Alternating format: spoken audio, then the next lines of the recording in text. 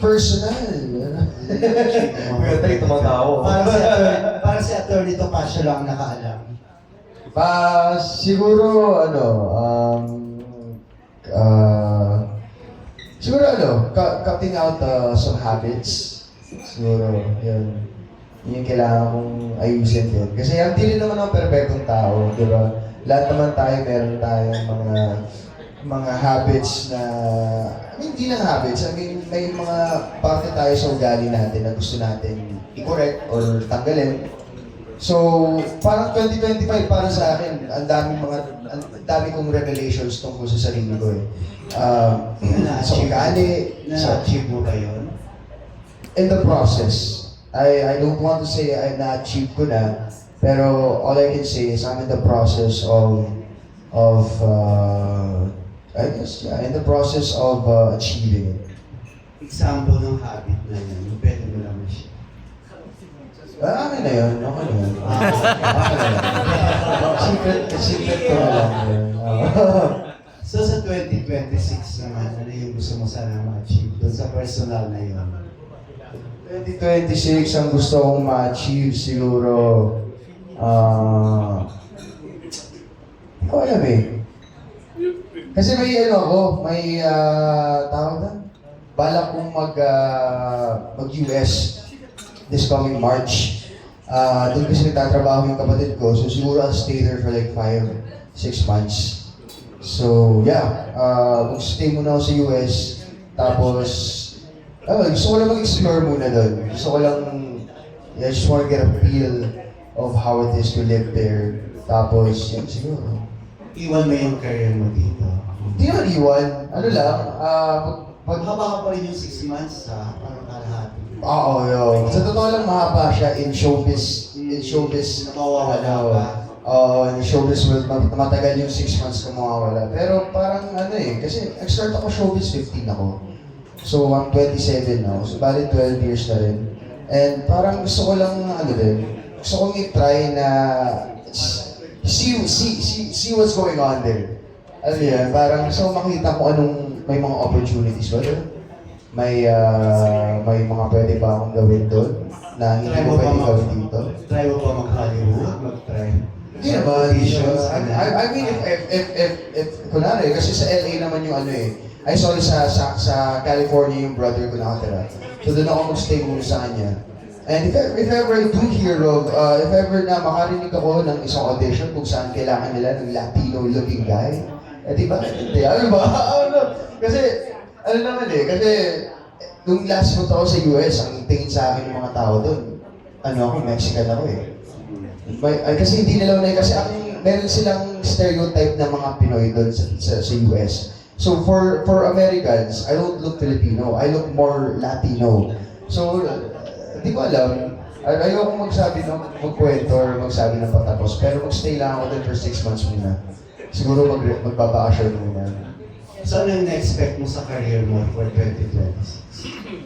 So, for 2026, well, sana may mga dumating pang pelikula. Sana matupad pa yung mga iba't ibang pangarap ko na roles na gusto kong gawin. Kasi napakarami ko pang roles na pangarap na hindi ko pa natutupad. Pero itong Spring and Proud na to, isa na to sa pangarap ko. At syempre yung Mama Sapo na binigay sa akin ni Atty. So, maraming salamat. Lagi ako nag-thank you kay Atty. Kasi lahat ng mga binibigay niya sa akin na roles, lahat ng binibigay sa akin na projects, talagang napakalaking bagay, napakalaking dream come true lagi para sa akin. So, Atty., I love you.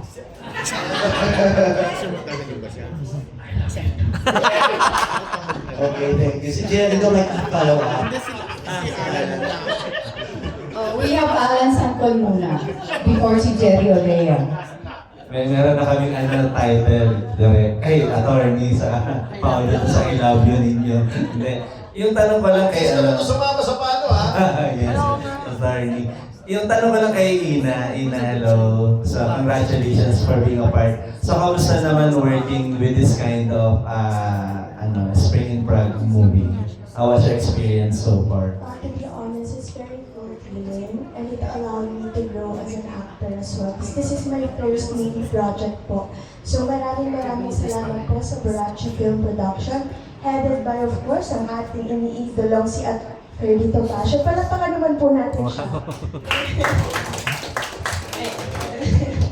So yun, working with them, very professional, especially si Mr. Paolo Romabo po. And they're very, and he's very generous in his craft. Kasi every scene po na ginagawa, lagi nila kami ginaguide, lagi niyang sinishare lahat ng skills na meron siya. And very gaan to work with, Especially si Alana din po na naka-close ko din. Hi Alana, welcome back to the Philippines.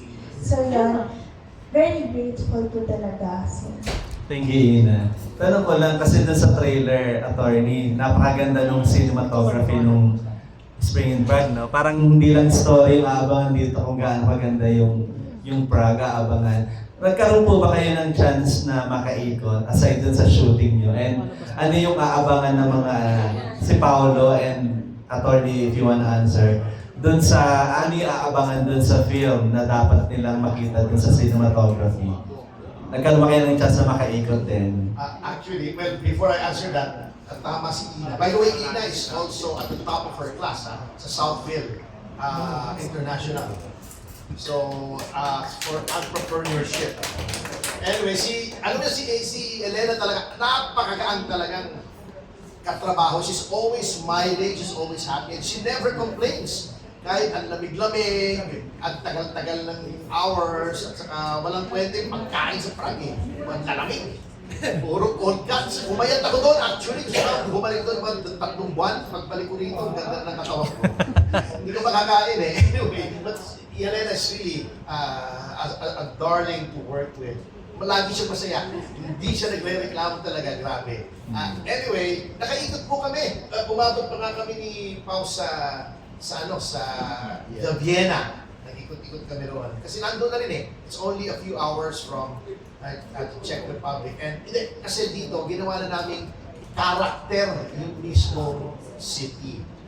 In fact, meron siyang story that revolves around the Santo Niño de Praga.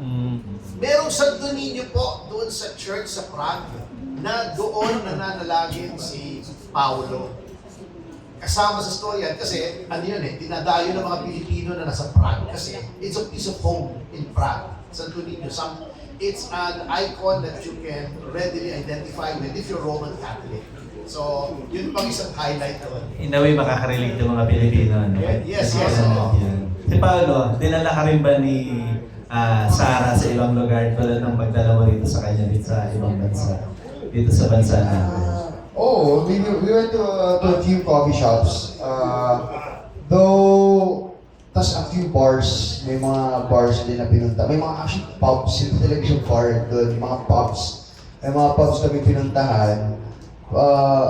Pero, wala eh. Kasi nung shoot namin, she was juggling different projects eh. So, noon doon kami, matapos ng shoot namin, nung nag-DNA na kami nila, Tony, hindi nakasama si Sarah nung time na yun. Parang di ba, Tony, parang she had to do another project also. So, hindi na rin nakasama. So, medyo kami sa oras nung time na yun eh. Medyo dahil sa oras. Thank you, congratulations. Thank you. Last 2 questions, of course. With Gerald Anderson in From Russia to Love to Paolo Romabo for the Spain in Prague. Well, obviously, first of all, there are different roles because in the other movie, I was part of the love team, and in Spain and Prague, I am Sarah's best friend. So, without giving too much spoiler, I will be trying to make their union possible when obstacles are in the way. To be honest with you, I've been lucky with both casts because both Gerald and Paolo are very professional, and there's a lot to learn from them because for me, my background is really from the fashion industry and acting is something new for me, which I find very liberating actually. Because in fashion, you always have to be pretty, you always have to stand up straight. In cinema, you can be real, you can be ugly, you can hunch your back, you can ugly cry, if the script calls for it. So I find that very liberating. And it is really great to be able to draw inspiration from professional cast. So I enjoyed those experiences. Oh, well, for sure, To Rush with Love was harder because when you're lead, you're in literally every scene, so you're working from sunrise to midnight. And here, as secondary cast, oh, I had the best time. I would shoot my scene, then I would walk around front, then I would shoot another scene, then for the day. Well, these guys are working. And right now, what's your favorite with the Filipino traits and Filipino cultures? I think Philippine people are one of the main draws of this country. It's what draws other foreigners like me to this country. And like Attorney Pasha was saying, lots of Czech women marry Filipino guys. I myself married a Filipino guy. So Filipinos are very friendly, warm, hospitable. Even if you come from a different culture, they will accept you. It is possible to become friends. You know, you don't get that in every country. And my last question is for Paolo. Paolo, portraying the different characters, different roles in the movies, in theaters, in series, ano yung para sa bilang isang artista, ano yung essence ba ng pagiging artista dito sa bansa natin? At the same time, kasi yung mga pinoportray ninyo, hindi naman yung talagang totoong kayo. Yun ba yung nagdadala rin sa inyo of realizing something because you're portraying someone's character? I think tayo sa mga artista, regardless of how different your character is from yourself, you're always gonna have to insert a little part of you into that character to make it more truthful. So, kunwari, may mga times I would play a kontrabida. Yes, hindi naman ako sa totoong buhay biglang nananapak na lang ng tao.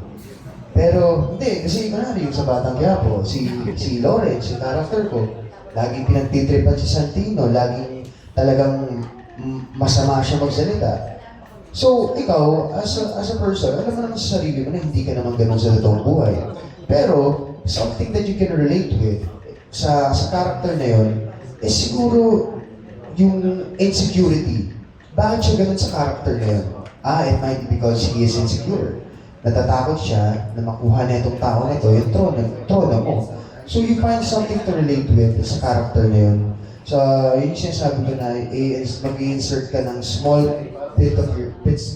bits of yourself doon sa character na yun. You know, finding something that's relatable.